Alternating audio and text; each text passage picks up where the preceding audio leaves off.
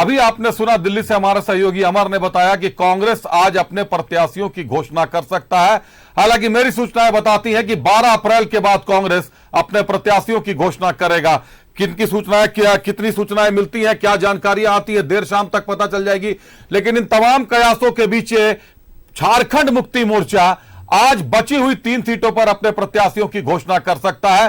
सिंहभूम, जमशेदपुर और राजमहल, जो एकमात्र झामुमो की सिटिंग सीट है, फंसी हुई है। राजमहल पर भी अभी तक घोषणा नहीं किया, राजमहल पर भी आज घोषणा कर सकते हैं। दुमका से नलिन सोरेन और गिरिडीह से मथुरा को बना चुके हैं प्रत्याशी, पहले ही घोषणा कर चुका है जेएमएम। जमशेदपुर, सिंहभूम के साथ सिटिंग सीट, राजमहल पर भी सस्पेंस अभी बरकरार है। जेएमएम विधायक लोबिन हेम्ब्रम ने खोल रखा है राजमहल पर मोर्चा। 2019 चुनाव में विजय हांसदा ने हेमलाल मुर्मू को किया था परास्त। जमशेदपुर से सुनील महतो और विधायक पुत्री स्नेहा महतो का नाम आगे।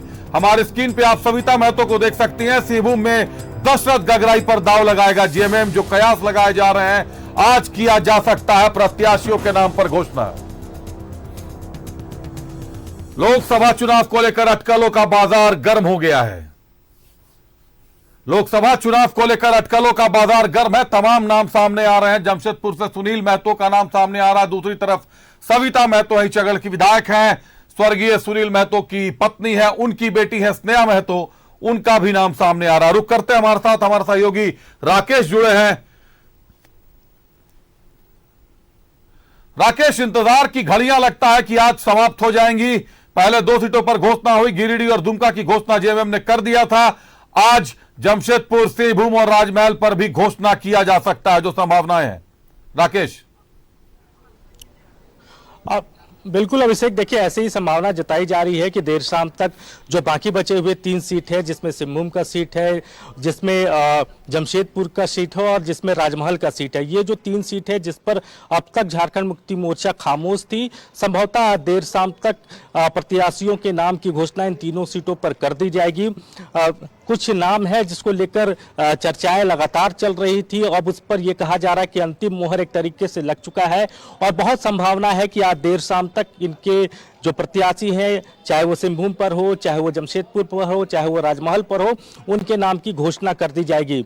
फिलहाल 2 सीटों पर झारखंड मुक्ति मोर्चा ने अपने उम्मीदवार उतार दिए हैं। एक तो दुमका की सीट जहां से नलिन सोरेन है और दूसरा जो सीट है वो गिरिडीह की सीट है जहां से मथुरा प्रसाद महतो को पार्टी ने उम्मीदवार बनाया है। तो थोड़ा इंतजार करना होगा अभिषेक। जो जानकारी मिल रही है कि लगभग 1 से 2 घंटे के अंदर में ही जो है वो तीनों सीटें जो है वो फाइनलाइज हो जाएंगी और उसकी औपचारिक तौर पर पार्टी के स्तर से घोषणा जो है वो कर दी जाएगी। अभिषेक। बिल्कुल राकेश, आप शुरू से कह रहे हैं जो सीटों के बंटवारे को लेकर समीकरण है, उसको लेकर जो कयास लगाए जा रहे थे राकेश, ऐसे में 2 सवाल बनते हैं। लेकिन पहला सवाल आपसे पूछ लूं, राजमहल को लेकर लोबिन हेम्ब्रम ने एक अलग मोर्चा खोल रखा है। राजमहल को लेकर लोबिन हेम्ब्रम का साफ दावा, उन्होंने साफ कर दिया है कि अगर झामुमो टिकट नहीं देता है तो वो निर्दलीय लड़ जाएंगे या उन्होंने जो मोर्चा बनाया उससे वो लड़ाई में उतर जाएंगे। लोबिन हेम्ब्रम का खड़ा होना झामुमो को नुकसान पहुंचा सकता है। विधायक है लोबिन हेम्ब्रम बोरियो से, और अगर सिटिंग सांसद की बात करें तो विजय हांसदा है।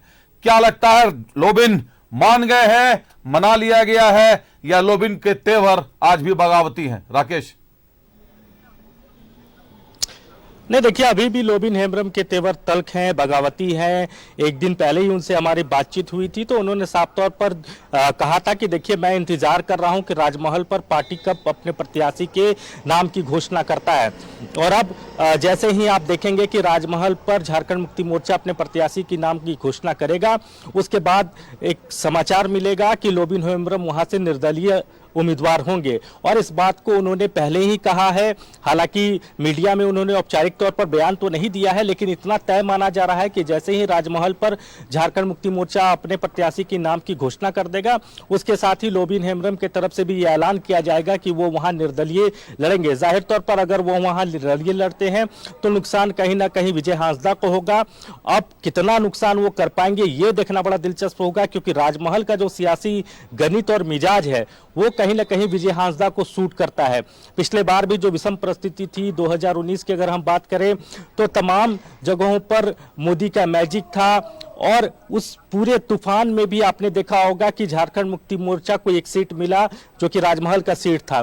तो वहां की जो सियासी गणित है वो थोड़ी अलग है।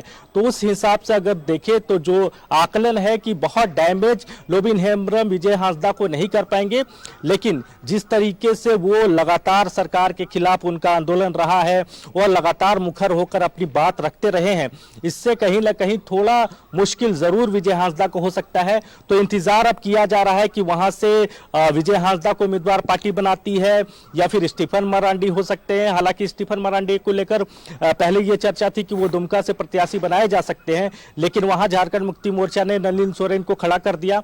तो ऐसे में स्टीफन मरांडी को लेकर एक बार फिर चर्चा हो रही है। हालांकि वो सिटिंग सीट है झारखंड मुक्ति मोर्चा की, वहां से विजय हांसदा 2019 में चुनाव जीतकर आए हैं। तो ऐसे में कोई बड़ा एक्सपेरिमेंट जो है वो पार्टी करने नहीं जा रही है। अभिषेक, राकेश, निश्चित तौर पर बड़ा एक्सपेरिमेंट तो नहीं करने जा रही है, लेकिन जो चुनावी हालात बताते हैं हर पार्टी कोई ना कोई एक्सपेरिमेंट कर रही है। चाहे एनडीए की बात कर ले, चाहे भाजपा की बात कर ले, चाहे झामुमो की बात कर ले, कांग्रेस की बात कर ले।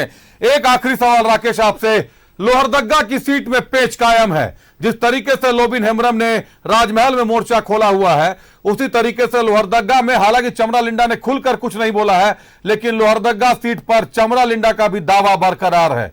और झामुमो से सुप्रियो भट्टाचार्य महासचिव है, उन्होंने भी कह दिया था कि सबकी निजी स्वतंत्रता है। क्या लगता है, लोहरदगा सीट पर चमरा दाव खेलेंगे या लोहरदगा सीट पर फ्रेंडली मुकाबला होगा, या सुखदेव भगत का के हाथ को चमरा मजबूत करेंगे चमरा लिंडा साहब?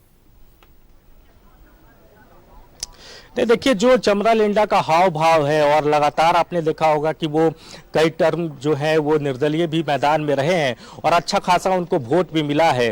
पिछले चुनाव में भी वो निर्दलीय खड़े हुए थे, इससे पहले भी वो खड़े हुए थे और लगभग 1.5 लाख के आसपास उनको वोट मिला था। तो जनाधार है, इस जनाधार से इनकार नहीं है। और इस बार भी जिस तरीके की सुगबुगाहट है और जिस तरीके को लेकर वो कहते नजर आ रहे हैं, हालांकि मीडिया में बहुत कम वो बोलते हैं, लेकिन जो वहां के लोग हैं और पार्टी के स्तर पर जो जानकारी निकल कर आ रही है, उनका साफ तौर पर कहना है कि वो निर्दलीय खड़ा होंगे। और अगर वो निर्दलीय खड़ा होते हैं तो कहीं ना कहीं नुकसान जो है वो सीधा सीधा सुखदेव भगत को करेंगे। तो ऐसे में सुखदेव भगत की जीत और हार, इसका कहीं ना कहीं जो निर्भर है वो चमरा लिंडा पर है। अब पार्टी उनको कितना मना पाती है ये देखना होगा। हालांकि दीपक बिरुवा है, उनको पार्टी ने जिम्मेवारी दे रखी है चमरा लिंडा को मनाने को। अब वो चमरा लिंडा को मनाने में कितने कामयाब होते हैं ये देखना होगा।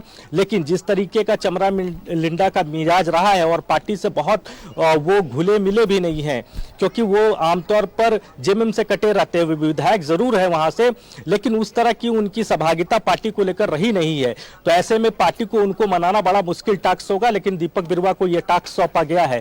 तो अब देखना होगा कि क्या वो निर्दलीय नॉमिनेशन फाइल करते हैं या फिर सुखदेव भगत के साथ खड़े रहते हैं, या ऐसा भी हो सकता है कि वो मैदान में ना हो, लेकिन पीठ पीछे जिस तरीके की रणनीति चलती है सियासत में, अगर उस तरह से भी चीजें वहां होती हैं तो वो नुकसान कहीं ना कहीं सुखदेव भगत को कर जाएगा। अभिषेक, बिल्कुल राकेश, अगर चमरा निर्दलीय खड़े होते हैं लोहरदगा में, लोबिन खड़े हो जाते हैं राजमहल में, तो कहीं ना कहीं उसका नुकसान कांग्रेस और झामुमो को ही उठाना पड़ेगा। कितनी सशक्त रहती है गठबंधन, कितना मजबूत गठबंधन की गांठों को बनाया रख सकते हैं तमाम नेतागण, ये देखने लायक दिलचस्प नजारा होगा। बहरहाल राकेश, नजर बनाए रखिए, जल्द से जल्द अगर घोषणा आ जाती है तो ब्रेक करेंगे हम। सबसे पहले जाएंगे खबरों तक, अपने दर्शकों तक खबरों को लेकर। बहुत धन्यवाद हमसे जुड़ने के लिए, तमाम जानकारियों के लिए राकेश।